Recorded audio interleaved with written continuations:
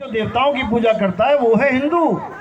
अध्याय 7 23वें श्लोक में क्या लिखा है गीता में कि हे अर्जुन, जो देवी देवताओं की पूजा करता है वो अल्प बुद्धि जीव है। अल्प बुद्धि यानी जिसकी बुद्धि थोड़ी कम है, साफ लिखा है। उसके बाद क्या लिखा है? हे अर्जुन, जो देवी देवताओं की पूजा करता है वो देवलोक को जाता है, जो पितरों की पूजा करता है वो पितरलोक को जाता है, जो भूतों की पूजा करता है वो भूतों के लोकों में जन्म लेते हैं। इन तीनों में से कोई भी मुझ तक नहीं पहुंच पाता। बिल्कुल क्लियर। मुझ तक का मतलब ये नहीं कि कृष्ण जी की पूजा करनी है। कृष्ण जी के पैर में क्या लगा था अंत समय में? तीर। तो जिसके पैर में तीर लग गया उसको तो शस्त्र ने छेद दिया, काट दिया। और कृष्ण जी क्या कह रहे हैं? उसकी पूजा करनी है जिसको शस्त्र काट नहीं सकता, जिसको अग्नि जला नहीं सकती, जिसको वायु सुखा नहीं सकती और जल भिगो नहीं सकता। उसको याद करो पल पल।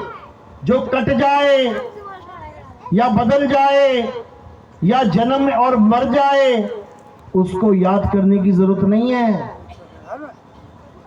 केवल आत्मा एक ऐसी वस्तु है जो कभी ना जन्मती है ना मरती है। इसी को नानक साहब ने समझाया। एको सिमरो नाम का जो जल थल रहा समाए, और वाही को क्यों सिमरिए जो जम्मे ते मर जाए। हम उसको क्यों याद करें जिसका जन्म हुआ है और जिसकी मृत्यु हुई है? उसको याद करने से कुछ नहीं होगा। याद उसको करना है जो अजर अमर अटल अविनाशी सत्ता है।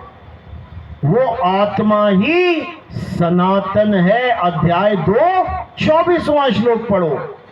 हे अर्जुन, ये आत्मा अशोष्य है, अभेद्य है। ये आत्मा पुरातन है, सर्वव्यापी है। ये आत्मा अचल है। अचल यानी ये चलती नहीं है कि यहां से आज चलती चलती चलती वहां पहुंच गई। ये अचल है। ये आत्मा ही सत्य सनातन है। ये आत्मा ही सत्य सनातन है। और जो इस आत्मा को जान लेता है वही सत्य सनातनी है। उसके अलावा कोई सनातनी नहीं है। और इस सारे ब्रह्मांड में, सारे संसार में एक ही धर्म है और उस धर्म का नाम है सत्य सनातन धर्म। उसके बाद ही ये सब चले हैं, हिंदू मुस्लिम सिख ईसाई देवी देवता पितर भवानी, ये सब उसके बाद जब ये संसार भी नहीं बना था तब भी सत्य सनातन धर्म था।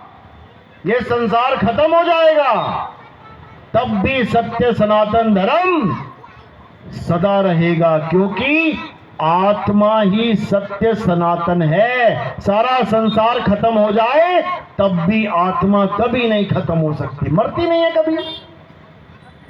चाहे सारी दुनिया के ऋषि मुनि, चाहे सारी दुनिया के देवी देवता, चाहे तीनों देव भी आ जाएं और श्राप दे दें कि आत्मा तेरा सत्यानाश हो जाए, हो जाएगा क्या?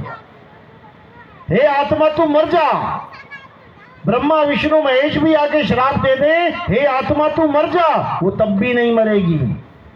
वो ऐसी वस्तु है, ऐसी सत्ता है। तो हमें उस सत्ता को याद रखना है हमेशा।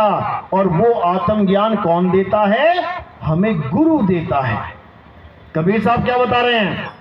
जल में मीन प्यासी मोहे देखत आवे हासी, आत्मज्ञान बिना नर भटके कभी काबा कभी काशी। मुसलमान भाई हैं तो बिना आत्मज्ञान के बेचारे काबे को भाग रहे हैं, चलो भैया काबा चलते हैं। हिंदू भाई हैं, आत्मज्ञान नहीं है तो बेचारे काशी को भाग रहे हैं, चलो भैया गंगा स्नान कराएं। केवल आत्मज्ञान ना प्राप्त होने के कारण भटक रहे हैं। एक तो इस जन्म में भटक रहे हैं और जब जन्म खत्म हो जाएगा तब क्या होगा? तब वही जीव 84 में भटकेगा जाके। कभी कुत्ता, कभी बिल्ली, कभी हाथी, कभी घोड़ा, कभी सूअर, कभी गधा, पता नहीं क्या क्या बनेगा। ये तुम्हारी गलियों में जो कुत्ते, हाथी, ये घोड़े भाग रहे हैं, तुम्हारे जंगलों में शेर चीते भाग रहे हैं, ये भी कभी इंसान थे हमारी तुम्हारी तरह। इनको भी कभी ना कभी कोई महात्मा आया होगा बताने, भैया आत्मज्ञान प्राप्त कर लो। अरे हम ना करते आत्मज्ञान, है क्या होता है ये? अरे भैया मीट छोड़ दो, हम ना छोड़ते मीट। ये संस्कार बन गए। अब क्या हुआ? अब शेर चीता बन के जंगलों में बैठे हैं। अब सारा दिन बेटा मीट ही खाओ। ये संस्कार होते हैं। जैसे संस्कार होते हैं वैसी ही जगह पे जन्म होता है। अगर तुम मीट नहीं खाते हो, अंडा नहीं खाते हो, तो क्या तुम उस होटल में बैठ के खाना खा लोगे जहां मीट बन रहा है? ये तुम्हारे संस्कार हैं जो तुम्हें वहां जाने से रोक देंगे। नहीं, मैं वहां नहीं जाऊंगा। तो सोचो, जब तुम नहीं खाते हो ये मांस, तो फिर तुम शेर चीता कैसे बनोगे? इंसान बने हो, अनाज खाओ। अनाज दिया गया है तुम्हें खाने के लिए। ये जबड़ा जो है ना तुम्हारा, जब तुम चबाते हो, शाकाहारी जीव जो होते हैं उनका जबड़ा ऐसे चलता है, ऐसे चलता है, और जो मांसाहारी होते हैं उनका ऐसे चलता है, फाड़ा खींचा खा गया। तो तुम्हारे दांत शाकाहारी दांत हैं, चबाने वाले हैं, नोकीले नहीं है कि 2-2 इंच बाहर निकले हों कुत्ते और शेर की तरह। तो यही समझा रहे हैं कबीर साहब कि सबसे पहले तो अपने कर्म शुद्ध करो, क्योंकि कर्म जितने भी गलत हो रहे हैं मन के कहे हो रहे हैं। इसलिए साहिब कह रहे हैं मन के मते ना चालिए, और मन है पक्का दूत। यही कली काल है जो सारे संसार को अपने जाल में बिछा के फंसा के बैठा है। अब निकलने वाला नहीं कोई इसमें से, क्योंकि निकलने का एक ही तरीका है, और वो तरीका है स्वरूप ज्ञान, अपना स्वरूप प्राप्त करना। यानी एक तोते को पिंजड़े में डाल दिया गया है। अब तोते को क्या कर दिया है, क्या जादू कर दिया तोते पे, कि तोते को अपना स्वरूप ही भूल गया कि मैं तोता हूं, मेरे 2 पर हैं। और तोता अपने आप को क्या मानने लग गया कि मैं पिंजड़ा हूं। यानी तोते को अपना स्वरूप भूल गया कि मैं उड़ भी सकता हूं, और वो अपने आप को पिंजड़ा मान के बैठ गया। अब कब जाएगा वो छोड़ के पिंजड़ा?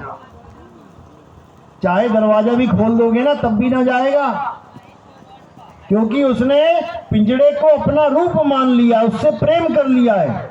अब पिंजड़ा नहीं छूटने वाला उससे।